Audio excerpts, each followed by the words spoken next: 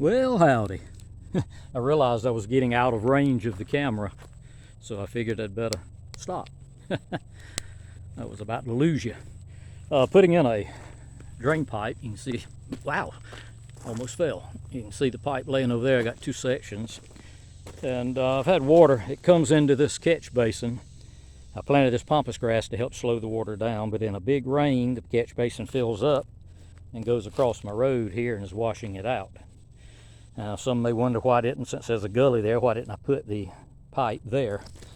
Problem is, the water comes down the hill. If you put the pipe at the end of your catch basin, any dirt and debris washing down is going to stop up the pipe. So if you put your pipe, and I'm sure 99% of you know this, but for the 1% who doesn't know, if you put your pipe in the side of the catch basin, the side as in the direction of the water flow that way, the water will come in, the debris will go that way. As the water fills up, it goes into the catch basin and across the road. Some have asked, will the Harbor Freight trencher dig in hard dirt? Well, you can see the rock and the hard, this is Blue Ridge red dry mountain clay. This road, I've been driving this road for 15 years and had several loads of crusher run and gravel put on it. So there's 15 years of gravel and hard packing here. And that's what I'm digging in, and you could see how easy it was digging it. So I'm gonna clean it out a little bit there, lay the pipe, and then take the bucket and push the dirt back over it. Any excess dirt I'll throw in that gully over there, and some of the stuff that washed out of the gully, I'll throw that back in there and I'll be done. That was a 15-minute job with the Harbor Freight trencher. Would have been several days with a shovel and a backhoe. So a lot of people have been talking about these things breaking. Oh, it's cheap Chinese metal, it just keeps breaking.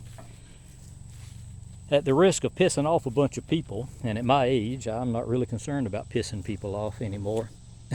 I couldn't disagree more.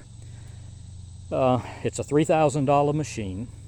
If you expect it to do the job of a $45,000 machine, you're going to be disappointed.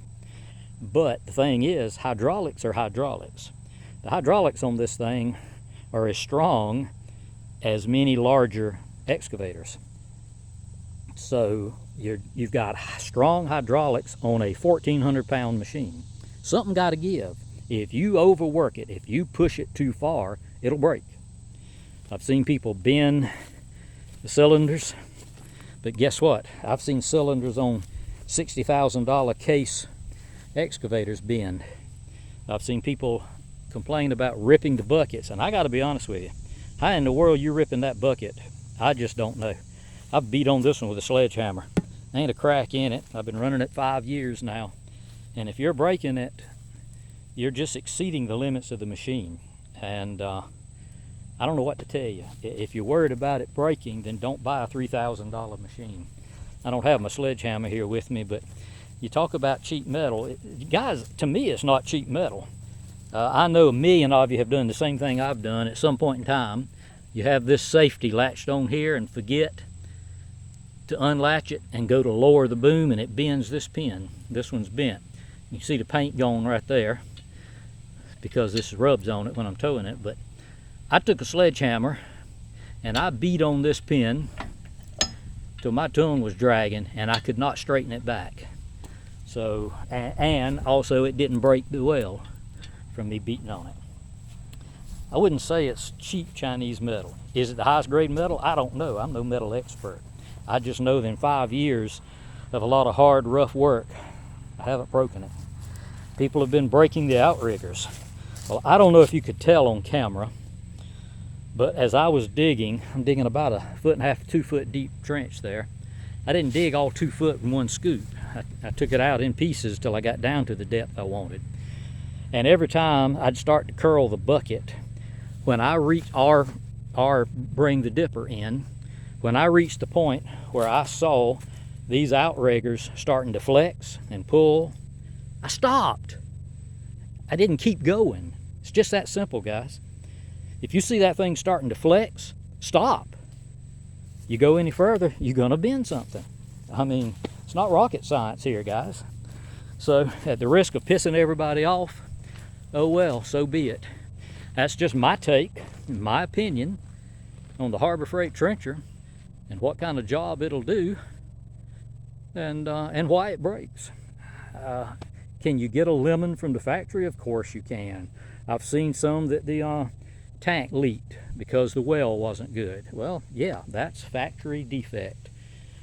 But you know what? Harbor Freight customer service is pretty good. If you call them and tell them what you run into, I have found them to be extra good working with me. I really I don't understand when people complain so much about them. And it's not just the Harbor Freight. If you'll just do a Google search for towable trenchers, it brings up Kel-Friesen, Jensen's, and DR's, and all the different trenchers. They all break, guys.